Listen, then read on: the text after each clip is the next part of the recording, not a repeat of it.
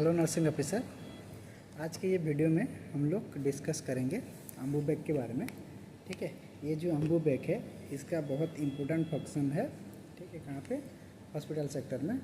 और ये अम्बूबैग एक पेशेंट का कैसे जान बचा सकता है। ठीक है, तो इसका यूज करने का तरीका बताएंगे आज, कैसे यूज करना है। ठीक है, उसका कैसे होल्ड करना है टेक्निक, क्योंकि बहुत सारे नर्सिंग ऑफिसर गलती करते हैं ड्यूरिंग रिसक्सिटेशन। ठीक है, तो ये जो अम्बूबैग है ये कब यूज होता है? ये जब सपोज एक पेशेंट अरेस्ट हुआ है, ठीक है, जो ये पेशेंट एपनिया हो रहा है, अगर खुद से सांस नहीं ले पा रहा है, तब हम लोग क्या करते हैं, उसको आर्टिफिशियल ब्रीदिंग देते हैं। अम्बू का जो फुल फॉर्म है, ठीक है, उसका है AMBU, artificial manual breathing unit. ठीक है, तो ये क्या करते हैं, हमको पेशेंट को हम आर्टिफिशियल ब्रीदिंग देते हैं इसके माध्यम से। ठीक है, ये बैग के माध्यम से। अगर पेशेंट सांस नहीं ले पा रहा है तो हम इससे सांस देके पेशेंट को बचा सकते हैं। ठीक है, एक पेशेंट अगर कार्डियक अरेस्ट हुआ है तो ये बैग यूज होता है। ठीक है, तो ये बैग का पार्ट्स, ये एक पेडियाट्रिक बैग से और ये एडल्ट बैग है। ठीक है, और ये इसका फेस मास्क है, तो ये डिफरेंट साइज का आता है। ठीक है, तो 4, 3, 5 जो है वो एडल्ट साइज है और 1, 2 जो है वो पेडियाट्रिक साइज का है, यूनिटल साइज का है। तो ये जो बैग है इसका जो पार्ट्स है, ये जो है इसको बोलते हैं ऑक्सीजन इनलेट पोर्ट।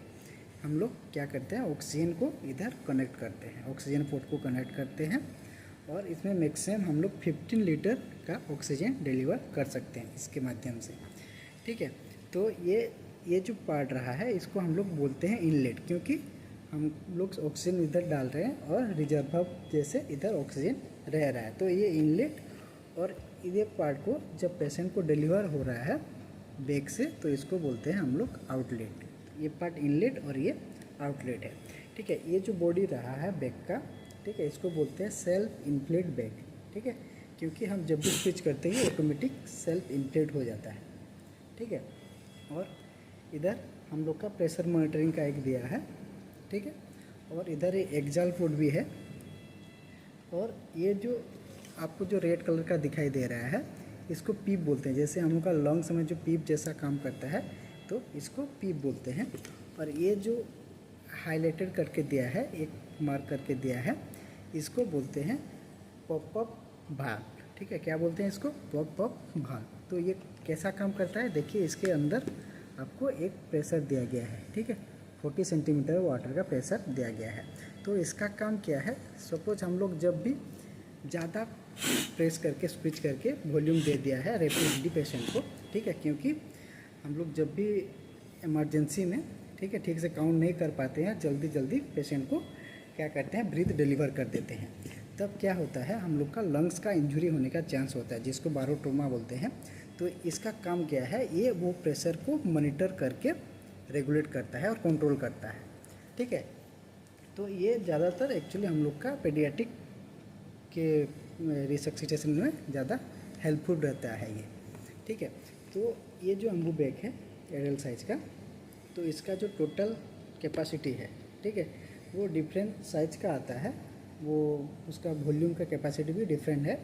तो अप्रोक्सीमेटली इसका जो टोटल वॉल्यूम कैपेसिटी है वो 1200 टू 26 ml का रहता है। ठीक है, लेकिन हम लोग जब एक ब्रीथ डिलीवर करते हैं तो ये रफली 500 टू 600 ml पेशेंट को डिलीवर होता है। ठीक है, वैसे ये पेडियाट्रिक का जो है ये हम लोग का 240 टू 270 अराउंड 300 पकड़ सकते हैं, इसको डिलीवर करता है। ठीक है, तो ये जो अम्बूबैग का, ठीक है, जब भी हम क्या करते हैं, नर्सिंग ऑफिसर जब ब्रीथ देते हैं तो कुछ नर्सिंग ऑफिसर गलत टेक्निक से देते हैं। तो इसका जो टेक्निक है वो क्या है, ऑक्सीजन पोर्ट कनेक्ट करना है और ये मास्क को कनेक्ट करना है, और स्क्विज का जो इसका जो स्क्विज जो प्रोसेस है, जो टेक्निक है वो क्या है, हम लोग एक्चुअली रिसक्सिटेशन के टाइम में एडल्ट पेशेंट को 10 टू 12 ब्रीथ देना है। ठीक है, तो ईच मिनट में आपको 10 टू 12 ब्रीथ देना है। तो आप जब भी एक बार स्विच करेंगे तो उसके बाद तुरंत आपको स्विच नहीं करना है बैक को। आपको क्या करना है, एक ब्रीथ देने के बाद आपको 5 to 6 सेकेंड काउंट करना है। जैसे कि देखिए, एक ब्रीथ दिया, 1 2 3 4 5 6 सेकेंड काउंट करने के बाद नेक्स्ट अनदर ब्रीथ हमको डिलीवर करना है। तो ये एडल्ट के, अगर एडल्ट पेशेंट है तो आपको 5 to 6 काउंट करके देना है। इन केस ऑफ न्यूबॉर्न और न्यूनेटल केस में हमको क्या करना है, 2 to 3 सेकेंड काउंट करके एज ब्रीथ डिलीवर करना है। ठीक है। तो जब भी हम अम्बू बैग डिलीवर करते हैं तो और एक गलती क्या होता है हम लोग नर्सिंग ऑफिसर का, कि ये जो मार्क्स है, ठीक है, ये जो मार्क्स है इसको ठीक से होल्ड नहीं करते, ठीक है, ताकि एयर लीक होता है और प्रॉपर वॉल्यूम डिलीवर नहीं होता है। ठीक है। तो इसका जो होल्ड करने का टेक्निक है उसको बोलते हैं हम लोग CE टेक्निक। ठीक है, क्या बोलते हैं, CE टेक्निक। तो CE टेक्निक क्या है, ये C है हम लोग का थंब, और ये जो इंडेक्स फिंगर है इसको, ये इसको C बनाना है, और ये जो रेस्ट 3 फिंगर है इसको E बनाना है। ठीक है। तो ये CE को कैसे पकड़ना है वो होल्डिंग का मेथड मैं आपको दिखा रहा हूँ। तो अभी ये मार्क्स में डिस्कनेक्ट कर रहा हूँ ताकि आपको दिखाने में ईजी हो। तो ये मार्क्स का बैक साइड है। ठीक है, मैं दिखा देता हूँ ताकि, तो आपको ये पेशेंट का फेस है, और आप जब भी अम्बू बैग डिलीवर करेंगे तो आपको अम्बू बैग और ये मार्क्स को ऐसे पैरेलल करके एक साथ नहीं रखना है। ठीक है, ऐसे दोनों को एक लाइन में नहीं रखना है, उसको रोटेट करना है।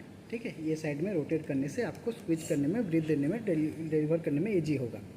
ठीक है। तो फास्ट आपको ये फेस, पेशेंट का फेस है, तो नोज एंड माउथ को सील करना है। जब भी हमको C मेथड जो है उसको क्या करना है, इधर मार्क्स का जो बैक साइड है इसको आपका ये जो थंब और इंडेक्स फिंगर है इसको होल्ड करना है, ये दोनों फिंगर में। ठीक है, मार्क्स को टाइट सील करके, और रेस्ट 3 फिंगर जो है पेशेंट का, ये जो है ऐसे थोड़ा जॉ को टिल करके रखना है। ठीक है, ये 3 फिंगर में जॉ यूज होगा पेशेंट का, और ये 2 फिंगर में मार्क्स को होल्ड करना है और ब्रीथ डिलीवर करना है, जो कि इफ़ेक्टिव ब्रीथ होगा और इफ़ेक्टिव एयर पेशेंट को डिलीवर होगा। तो ये हो गया हम लोग का टेक्निक कैसे पकड़ना है। मैं लाइव एक क्लास लूँगा एक पेशेंट से यूज करके, ठीक है, कि कैसे करना है। और इन हम लोग जब भी अम्बू देते हैं क्या होता है, अगर रिपीटेडली दे दिया अम्बू, ब्रीथ डिलीवर कर दिया, तो रिगर्गिटेशन होके पेशेंट का वोमिटिंग भी हो सकता है, मतलब होता भी। तो क्या करना है, तभी पेशेंट को टर्न करना है, और नहीं तो सक्शन करना है, हमको प्रिवेंट करना है एस्पिरेशन को। ठीक है। और इनकेस अगर आप न्यूनेटल में ड्यूटी कर रहे हैं और आपको अगर पता है कि आपका बेबी का अगर ये जो होता है ट्रैकियोएसोफेजियल जो फिस्टुला होता है, वो केस में हमको क्या करना है, अम्बू यूज नहीं करना है। ठीक है।